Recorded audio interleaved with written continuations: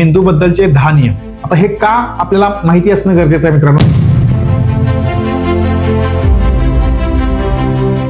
नमस्कार विद्यार्थी मित्रांनो, मी डॉक्टर संतोष पाटील. युवकांसाठी यशाची वाट या आपल्या पुढच्या व्हिडिओमध्ये सगळ्यांचं स्वागत. आजचा व्हिडिओ मित्रांनो होणार आहे तो म्हणजे मेंदू बद्दलचे 10 नियम. आता हे का आपल्याला माहिती असणं गरजेचं आहे मित्रांनो? तर मेंदू बद्दल आपल्याला माहिती असणं यासाठी गरजेचं आहे की आपण जे काम करत आहोत, आपण ज्यासाठी रोज स्वतःला घडवत आहोत, त्यामध्ये आपला मेंदू कसा काम करतो हे आपल्याला समजलं पाहिजे. यासाठी हे मेंदूचे 10 नियम आहेत. व्हिडिओ अत्यंत उपयोगी होणार आहे मित्रांनो. शेवटपर्यंत 10च्या 10 मुद्दे तुम्ही ऐका. 10वा मुद्दा अत्यंत महत्त्वाचा आहे, तो तुमच्यासाठी सुद्धा गरजेचा आहे. त्यामुळे त्यातला पहिला मुद्दा मी आपल्याशी शेअर करतोय, थेट मुद्द्याला हात घालतोय. पहिला सगळ्यात महत्त्वाचा मुद्दा असा आहे की आपला मानवी मेंदू जो आहे तो उत्क्रांती होत गेलेला मेंदू आहे. याचा अर्थ काय मित्रांनो? की आपला जो मानव होता, म्हणजे पूर्वीचा आदिमानव जो होता, 10,000 वर्षापूर्वीचा जो मानव होता, त्याच्यामध्ये होमो सॅपियन्स असेल, निअँडरथल असेल, हे सगळे जे मानव होऊन गेले, या वंशातला म्हणजे माकड वंशामधला हा मेंदू आहे. आणि हा मेंदू इव्हॉल्व्ह होत आलेला आहे, म्हणजे उत्क्रांत होत आलेला आहे. आणि म्हणून तो मेंदू पूर्वी ज्या पद्धतीने काम करायचा त्याच्यापेक्षा चांगल्या पद्धतीने शार्प होत आता एकदम विचार करण्याच्या पातळीच्या एकदम स्ट्रॉंग पॉइंटला आपला हा मेंदू आहे. त्यामुळे हा उत्क्रांत होत गेलेला मेंदू आहे आणि अजून सुद्धा याच्यामध्ये उत्क्रांती होत आहे. म्हणून बघा, आपल्यापेक्षा पुढची पिढी ही मेंदूने शार्प असणारी पिढी आपण जन्माला घालतो आहोत. याचा अर्थ असा आहे की मेंदूमध्ये अजून सुद्धा इव्हॉल्व्ह होत आहे, उत्क्रांत होत आहे. हा जास्तीत जास्त कसा चांगला काम करेल त्यासाठी आपण याच्यावरती काम करणं गरजेचं आहे. दुसरा मुद्दा अत्यंत महत्त्वाचा मित्रांनो, तो म्हणजे व्यायाम आपल्या मेंदूला शार्प करतो. याचा अर्थ असा आहे मित्रांनो की आपण रोज एक्सरसाइज केली पाहिजे. एक्सरसाइज केल्यामुळे आपल्या ज्या मेंदूमध्ये न्यूरॉन्स आहेत ते न्यूरॉन्स ऍक्टिव्ह होतात आणि चांगल्या पद्धतीने काम करतात. ऑक्सिजन प्रॉपर आपल्या मेंदूला मिळतो. त्यामुळे एक्सरसाइज करणं हे फार गरजेचं आहे. ते आपल्या शेड्यूलचा अविभाज्य भाग असलं पाहिजे मित्रांनो. त्यामुळे एक्सरसाइज करा आणि मेंदूला ऍक्टिव्ह ठेवा, हा मेंदूचा अत्यंत महत्त्वाचा नियम आहे. तिसरी सगळ्यात महत्त्वाची गोष्ट आहे ती म्हणजे झोप घेणं गरजेचं आहे. जर तुम्ही झोप प्रॉपर घेतली तर आपल्या मेंदूचं रिवायरिंग प्रॉपर होतं. जो डाटा आपण वाचलेला आहे त्याच्यावरती प्रोसेसिंग होतं आणि तो स्टोअर व्यवस्थित होतो. त्यामुळे जर तुम्ही व्यवस्थित झोप घेतली मित्रांनो तर आपला मेंदू जास्तीत जास्त चांगल्या क्षमतेने काम करतो. कमी झोप घेतलेल्या माणसाची निर्णय क्षमता सुद्धा कमी होते मित्रांनो. म्हणून झोप प्रॉपर असली पाहिजे. 7 ते 8 तास तो झोप तुम्ही तुमच्या मेंदूला दिली पाहिजे.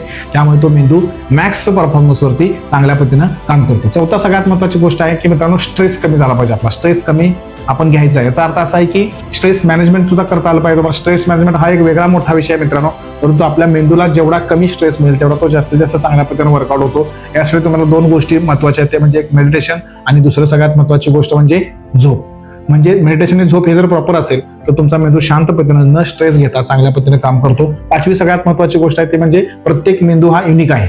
आता युनिक आहे म्हणजे काय? तर प्रत्येक मेंदूमध्ये काम करण्याची जी क्षमता आहे प्रत्येकाची ती जरी वेगळी असली तरी विचार करण्याची जी प्रक्रिया आहे ती तुम्ही तुमच्या विचार करण्याच्या प्रक्रियेमध्ये तुमची जडणघडण कशी झाली आहे त्याचा सुद्धा इम्पॅक्ट तुमच्या मेंदूवरती होत असतो. म्हणून प्रत्येक मेंदू हा युनिक आहे. तो प्रत्येक मेंदू हा वेगळ्या पद्धतीने काम करत असतो. प्रत्येकाची समस्या निराकरण करण्याची पद्धत वेगळी असते. म्हणून तुम्ही त्या मेंदूला युनिक पद्धतीने स्वतःला डेव्हलप केलं पाहिजे आणि जास्तीत जास्त वेळ त्याला जर तुम्ही बिझी ठेवलं, कामात ठेवलं तर तो जास्त चांगल्या पद्धतीने रिवाईव्ह होतो आणि चांगल्या पद्धतीने काम सुद्धा करतो. 6वा सगळ्यात महत्त्वाचा नियम असा आहे मित्रांनो की बोरिंग गोष्टी ज्या आहेत त्या त्याला आवडत नाही. बऱ्याच वेळेला मेंदूला बोरिंग गोष्टी आवडत नाहीत. आपण एखादी गोष्ट सातत्यानं जर करत त्यात आपल्याला मजा म्हणजेच आनंद शोधता आला पाहिजे मित्रांनो. म्हणजे काय की मेंदू एखादी गोष्ट जास्तीत जास्त आता आपला अटेन्शन स्पॅन 10 मिनिटावर आला मित्रांनो.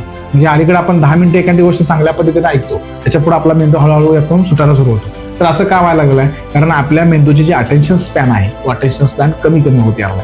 तर तो वाढणं गरजेचं आहे. त्याला त्याची सवय लावणं सुद्धा गरजेचं आहे. आणि त्या अटेन्शन स्पॅन वाढवण्यासाठी प्रत्येक गोष्ट आनंदाने कशी करता येईल, आनंद कसा शोधता येईल आणि त्यामध्ये गंमत कशी शोधता येईल हे करून तुम्ही तुमच्या पद्धतीने त्याला साध्य करू शकता. त्याला तुम्ही कामाला लावू शकता. हा जास्त महत्त्वाचा नियम आहे. त्याच्यानंतर सगळ्यात महत्त्वाची गोष्ट आहे म्हणजे रिपीट टू रिमेंबर. याचा अर्थ असा आहे मित्रांनो की ब्रेनला जर तुम्ही एखादी गोष्ट वारंवार सांगितली तर ती रिमेंबर जास्त काळ राहते. म्हणजे तुम्ही एखादी गोष्ट उजळणी करत असाल तर तुम्हाला जास्तीत जास्त काळ ती लक्षात राहते. म्हणजे मेंदूची क्षमता अशी असते मित्रांनो, एखादी गोष्ट तुम्ही वाचली आणि त्याची 2 ते 3 वेळा रिव्हिजन केली की ती लॉंग टर्म मेमरीमध्ये सेव्ह होते.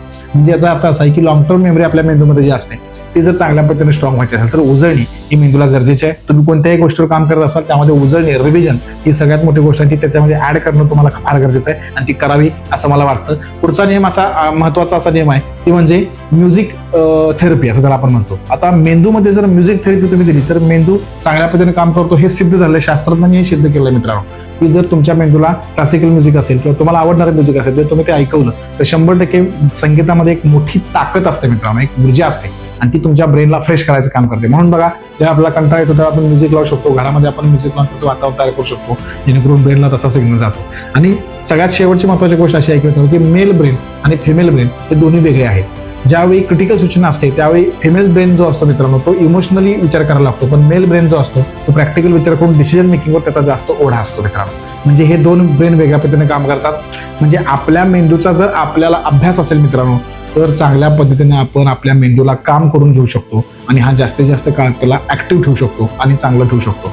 बघा, मायनेशन नावाची एक प्रक्रिया आहे, त्याच्यामध्ये न्यूरॉन्स एकमेकाला कनेक्शन होतात. आणि हे कधी होतात? ज्यावेळी आपण मेंदूला काम देतो, ज्यावेळी आपण मेंदू बरोबर काम करतो आणि जास्तीत जास्त काळ त्याला बिझी ठेवण्याचा प्रयत्न करतो. तर हे मायनेशन जर व्हायचं असेल तर 100% मित्रांनो आपलं शेड्यूल प्रॉपर पाहिजे. आणि आपलं शेड्यूल जर प्रॉपर व्हायचं असेल तर माझा अनेक व्हिडिओ आहे जो मी अपलोड केलेला आहे, त्याच्यामध्ये आपलं डेली प्लॅन कसा असावा हे आहे, तुम्ही नक्की बघा. बाकीचे पण माझे सगळे व्हिडिओ तुम्ही बघू शकता मित्रांनो. तुम्हाला तुमच्या यशामध्ये माझे व्हिडिओ नक्की मदत करतील. तुम्हाला आवडले तर नक्की कमेंट करा, शेअर करा आणि सबस्क्राईब करा मित्रांनो. तुमच्या यशासाठी नेहमीच माझ्याकडून तुम्हाला शुभेच्छा आहेत. खूप खूप धन्यवाद. Thank you so much.